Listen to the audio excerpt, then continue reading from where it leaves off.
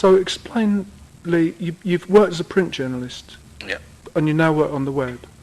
Pretty much. What do you make of the recent BBC decision about local video?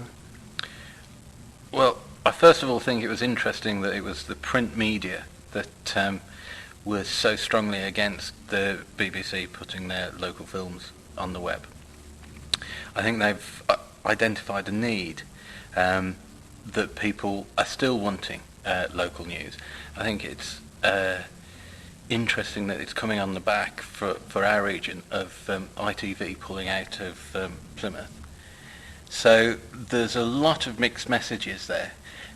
What's coming through for me is that people still want local news, and that there will be a migration, or there seems to be a migration to the web for that local news.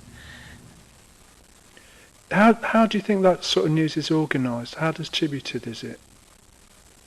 In other words, will it welcome contributions from all kinds of people, different sorts of video coming in, lots of links? I think we were all, as Web 3 is coming upon us, we're all still waiting for Web 2 to really take off.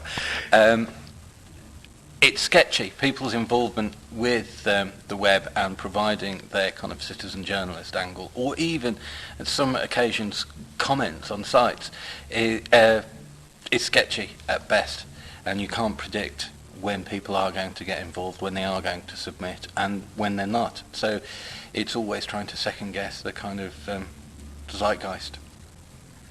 Do you think local newspapers are well equipped to do this sort of project? I think that the Western Morning News described American local television as trashy. They had an editorial about that not many months ago, and I just wonder whether they like video.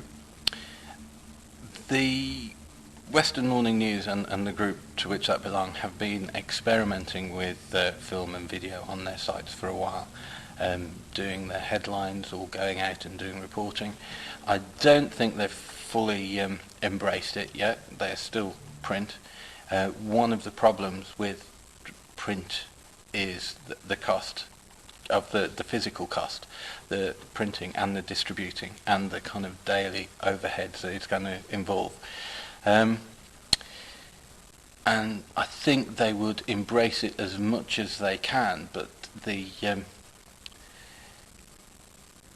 their feet are firmly in the kind of printed mould. So it's difficult to change, and much as they herald the multifaceted newsroom, they're different skills that the reporters are going to have to hold all at once, and new technology isn't a panacea to falling sales. You've got to get the content right, you've got to get the writing right, you've got to get the reporting right. Just throwing fewer people at newer and newer ideas isn't going to increase your readership. So to some extent the BBC probably know about video already, and also the web, and going from television to the web is easier than going from print. Yeah, and they will have their standards and they're readily available.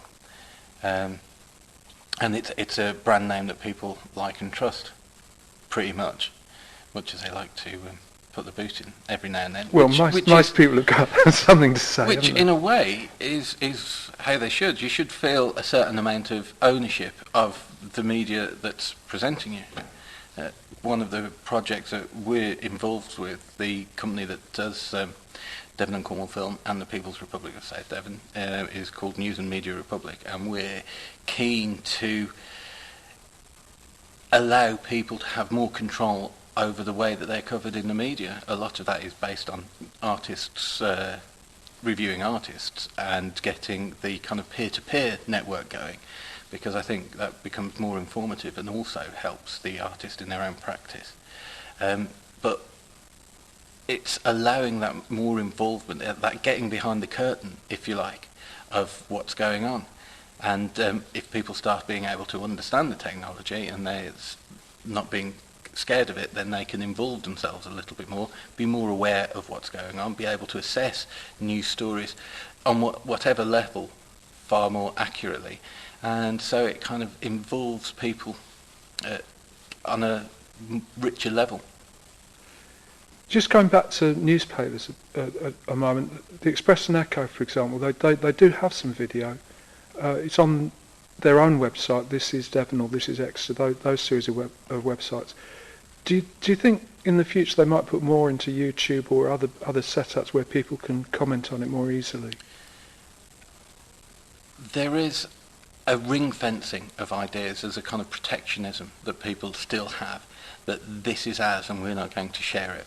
Unfortunately, or fortunately, we're seeing that people are more than happy to share any little bits of knowledge or any bits of information, and it's far better in the long run, I think, to allow things to be openly accessible. So it would be better for them, I think, to put it onto YouTube, to get the stories out there and not to be so kind of protective towards their own product. And I think that's what this technology revolution is teaching us. Well, Lee, thanks for that. I've no doubt we will come back to these issues, and I hope the lighting will be better on the next occasion.